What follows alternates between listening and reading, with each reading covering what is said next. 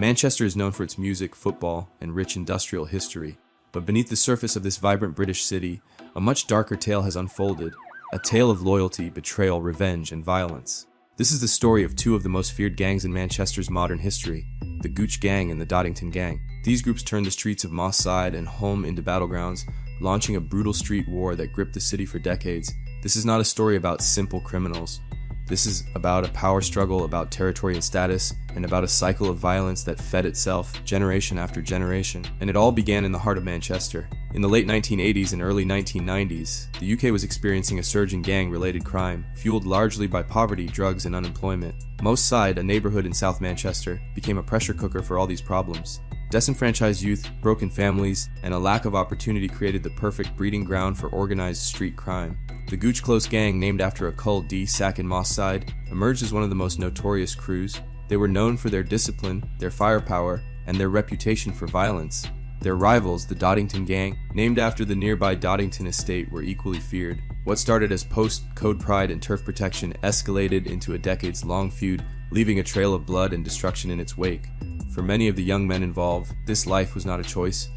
It was their environment. If you grew up in these neighborhoods, you were either part of a gang or you were at risk from one. This was not just about selling drugs or flexing wealth. This was survival, and for those who thought they could stay neutral, the streets had a brutal way of forcing a side.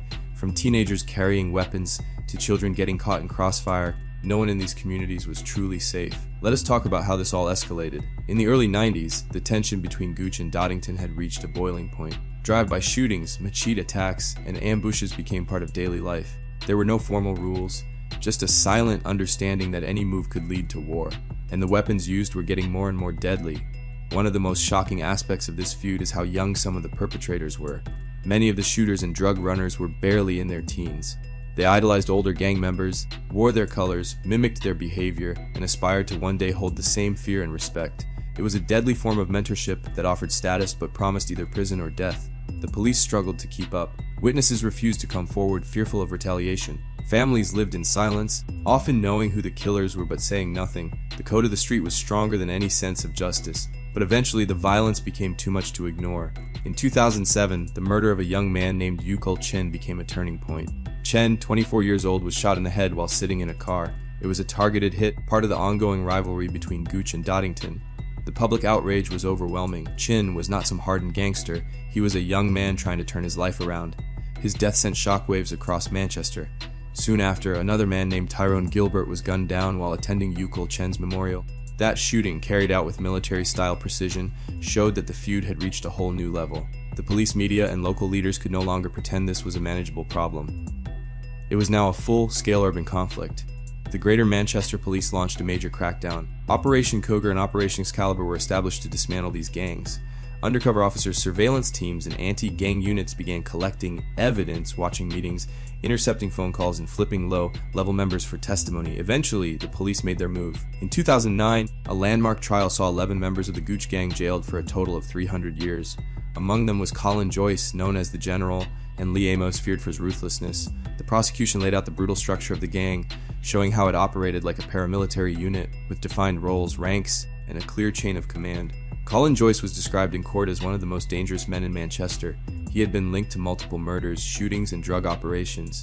Lee Amos, his right-hand man, was equally notorious. Together, they ruled through fear, but in the end, they were brought down by their own arrogance in a community that had finally had enough.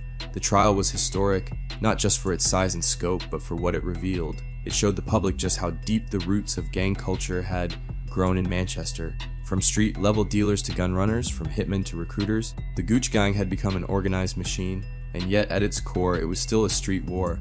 It was still young men killing other young men over respect, revenge, and reputation. While the Gooch trial crippled one side of the feud, the problem was far from over. The Doddington gang remained active, though more fragmented. New splinter groups began to form, filling the void left by jailed leaders. And with social media now in the picture, gang rivalries found a new platform. Disses, threats, and challenges were now broadcast online, sometimes with deadly consequences. It is important to understand how music played a role in this era as well. Drill and grime artists from Manchester often reference gang life in their lyrics, either glorifying or exposing it. For some, it was a way out of the street life, a way to gain fame and escape violence. For others, it became just another battleground, Music videos featured gang signs, weapons, and known affiliates, blurring the lines between entertainment and evidence. One of the reasons this story hits so hard is because it never had to happen.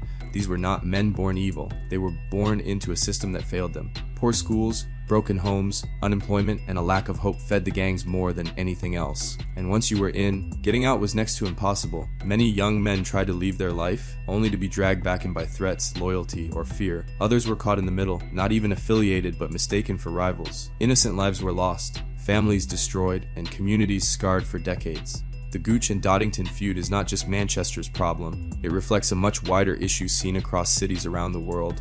Wherever there is poverty, inequality, and despair, there is fertile ground for gangs to take root. And unless those root causes are addressed, there will always be another Gooch, another Doddington, another war waiting to start. But there is hope. In recent years, grassroots organizations, reformed gang members, and community leaders have been stepping up.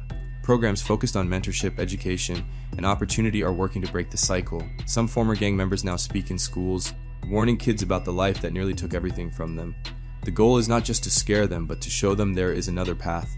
Police tactics have also changed. Instead of only relying on raids and arrests, they are working more closely with communities.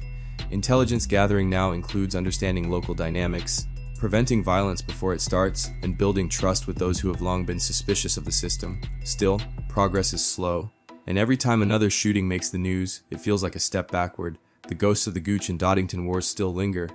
Some of the families affected will never find peace. The wounds run too deep, yet if there is one lesson to take from this story, it is that violence only leads to more violence. No one truly wins a street war.